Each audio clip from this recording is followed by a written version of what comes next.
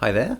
I had this idea, and honestly, I don't know if it's going to work. I don't know if it's going to be interesting, but I thought I would try it. And I was thinking this kind of video might be very useful for people that are following me on Patreon. And thank you for all those people that are doing that. It's really, really nice to get the encouragement, and also thanks to all the people on YouTube that are following me.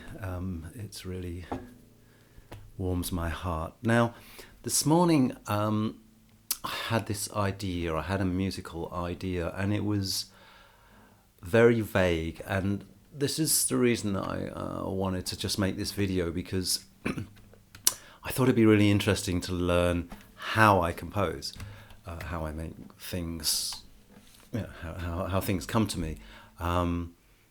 Now, the idea was, it was not clear. I'm not hearing the music in my head. I'm sure there are composers that can hear the music and just write it down. I've heard of that. It's certainly not me. I don't even have perfect pitch. I don't. That's not the way I work. But I was making the breakfast for the kids. I was tidying up. I was, doing what I was doing. I was repainting the door number on the house, because that needed fixing. And this idea was forming in my mind. And there were two things that inspired me. One was Chopin. I was just thinking of the way that sometimes he has these very beautiful sort of floating kind of melodies, and they can be on waltzes and things like that, and they're kind of very delicate. So that was in my mind. Also, Eric Satie has this similar kind of spacious way of composing. He composes or composed in little blocks that would just, were almost were interchangeable in some places. So I was thinking of a waltz. I was thinking of a sort of piano-y sort of feel. I didn't have any particular pieces in mind. So when I say inspired, I was inspired by the idea of it. And that's the reason I'm playing it on the nylon string, the classical guitar, because I think it's more piano-like. So I came in here and started trying to get close to the idea. And I've come up with this chord,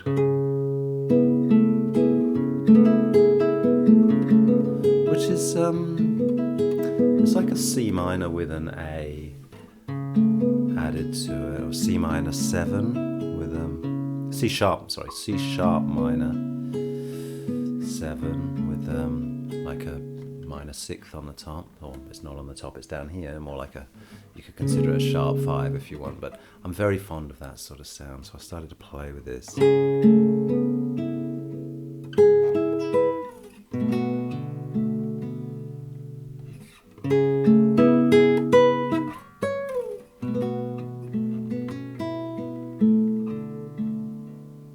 So I'm thinking about C sharp minor. I'm also thinking about E, because they're quite related in terms of E major, in terms of the notes that they use. In fact, it's a relative minor, isn't it? So I didn't want to use any straight major chords, but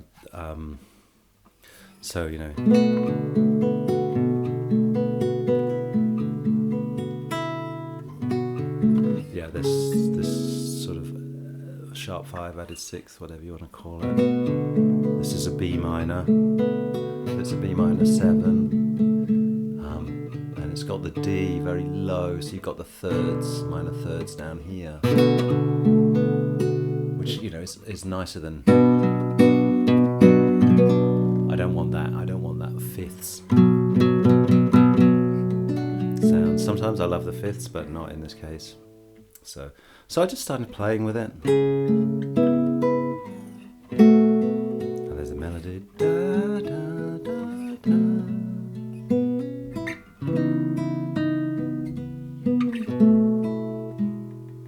Yeah, and now we've got to E, which is where I was thinking of going. So what have we got?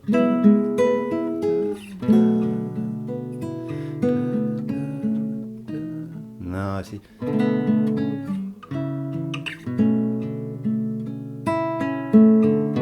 again, we've got the B minor, we've got the C sharp there, so we've got this added ninth, which is something I really like. B minor with an added ninth,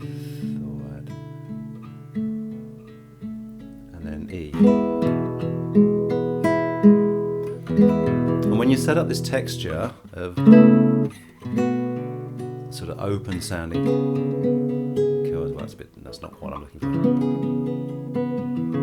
Open sounding chords that are not specifically something, here we have the E with the G sharp in the bass. So you've got you could call it a G sharp 6, or you could call it an E second inversion. Then when you suddenly do hit the E, it actually sounds like quite a strange chord, even because of what you set up before. So I'm wanting to try and keep this floating sort of harmony, but then occasionally just hit the really straight major chord. Okay, now, so we can see this whole thing moving from sort of C sharp minor to B minor. Oh, there we go, I'm using that chord that I was just talking about. Coming down to E, so I'm doing the inversion of E, F sharp minor, there's E with an F sharp added. There we go, so there's a arpeggio of E major, E major 7, and then here again the E, straight E major chord, sounds kind of surprising. So now I want to move a little bit, so I'm going to move sort of an F sharp minor shape.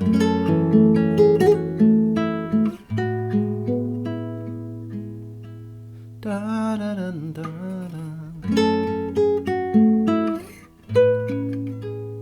Da, da, da, da, da.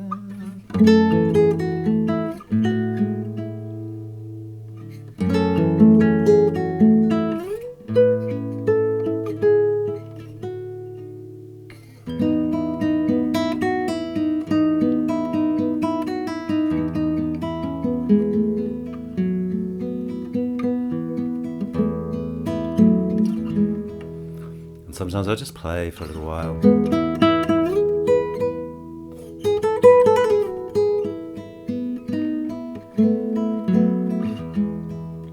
And I don't really want the melody to move that fast, so I'm sort of letting my fingers do the walking more than perhaps I should there, because I don't really want that. What I want is more like I just did there. I'm sort of implying another scale with more spaces in it stuff.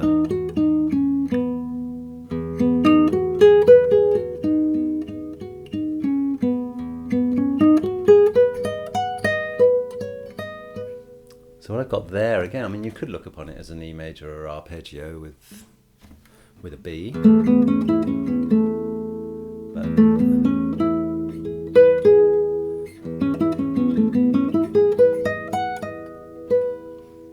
But I'm thinking it's almost like a, what is it, pentatonic scale? Is it pentatonic? 1, 2, 3, 4 note. It's not quite a pentatonic scale, is it?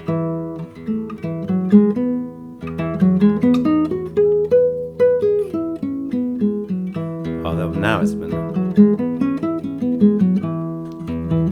6/9 arpeggio. So I feel that there is a place for that. Just a straight major pentatonic makes it sound kind of Japanese. But I was using that before.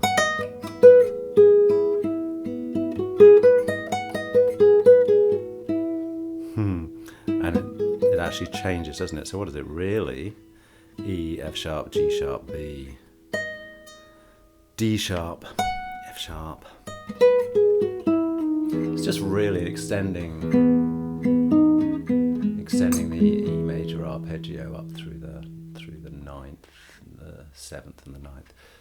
All right, so back to the melody. So we started off with this.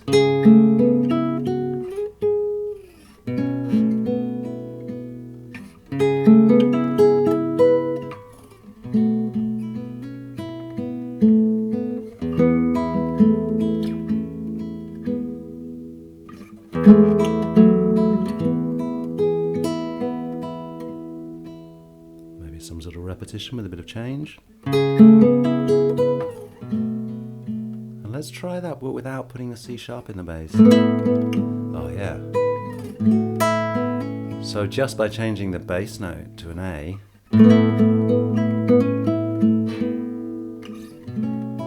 it's taken it somewhere else. And there's no reason why I couldn't put a G sharp. Oh, apart from the fact it sounds rubbish. Instead of the B minor, maybe for the F sharp in the bass. And straight to E. Is it too cheesy to make it? No, I think it's nice. So just again, I'm adding the ninth or the second low down in the chord, which again is something I just really like to do. Now we had this sort of F minor thing. And then I think I took it right up. Da, da, da, yeah.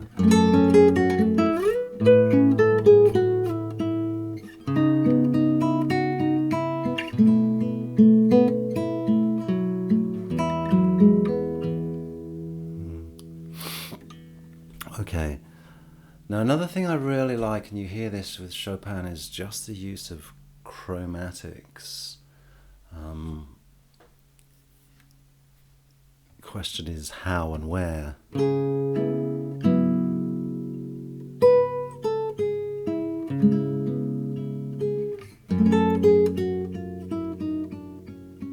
Not like that.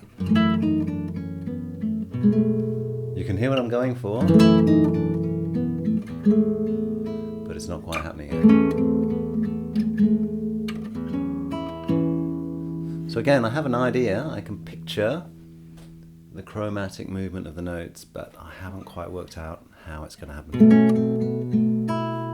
That's kind of closer. So when I say chromatic, I mean every note of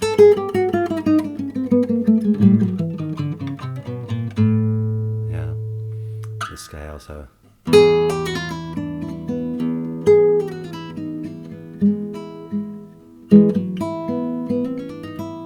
but I want it, definitely want it descending.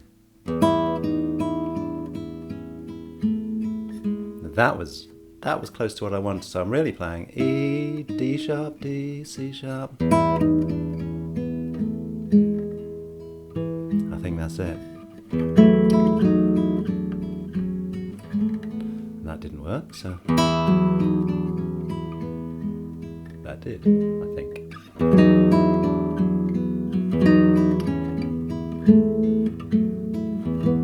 So I have to be careful where I put that, because it's on the verge of just sounding contrived, and we don't want that.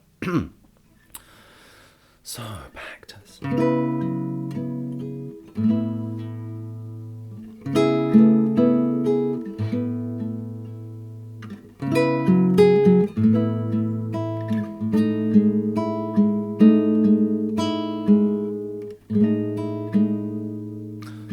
It's a similar chord shape, but what I'm actually doing here is I'm moving the chord shape down through the scale, and because I'm staying in the scale, it's actually changing the chord shape, yeah, because those notes are in the scale, those notes are in the scale, but as you can see, there's a much bigger distance there between the G sharp and the E. Got that, but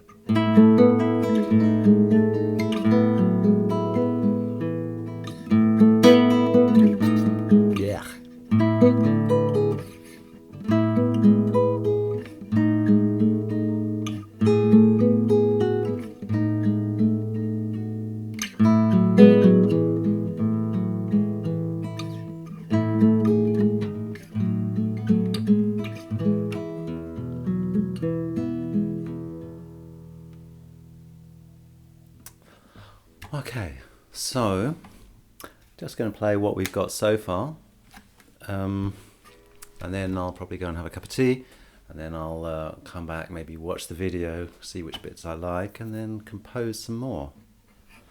And I feel like this is definitely a piece, so I'm definitely going to make this into something and put it up to, so you can listen to the whole thing in the next days, weeks. We'll see what happens.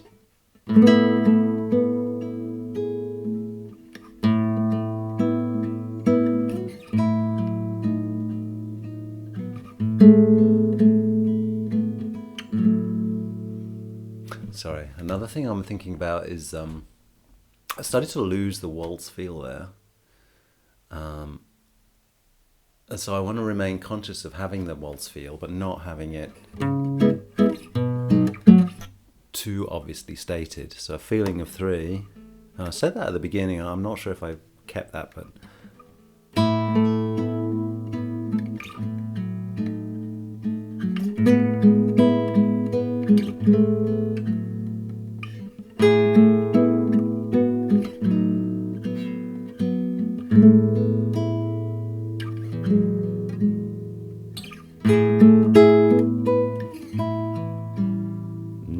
Don't like that.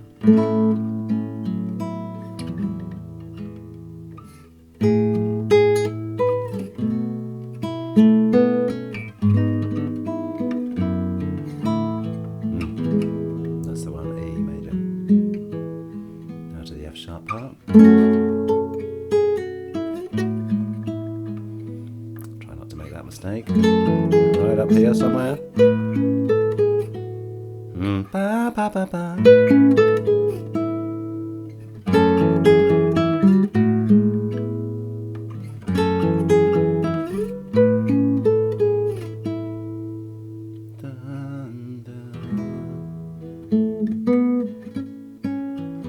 Yeah, that's what I want. Too much. There's something there, isn't there?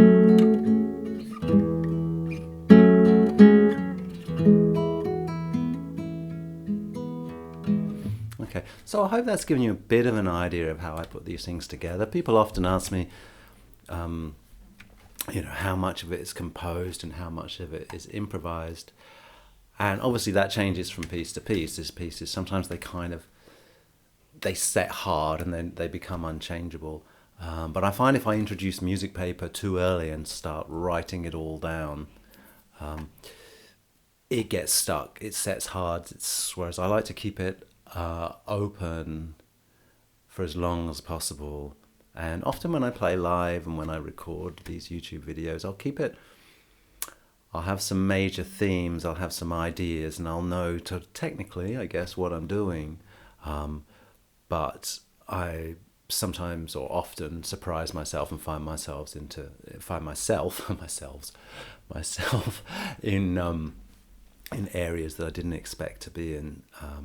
And then you just have to really focus and concentrate and not suddenly just fall down a hole. Okay, well, thank you very much. I hope this has been useful or interesting or something. And if you like this kind of approach, let me know and I can make some more videos in this style. All right. Thank you very much. Bye-bye.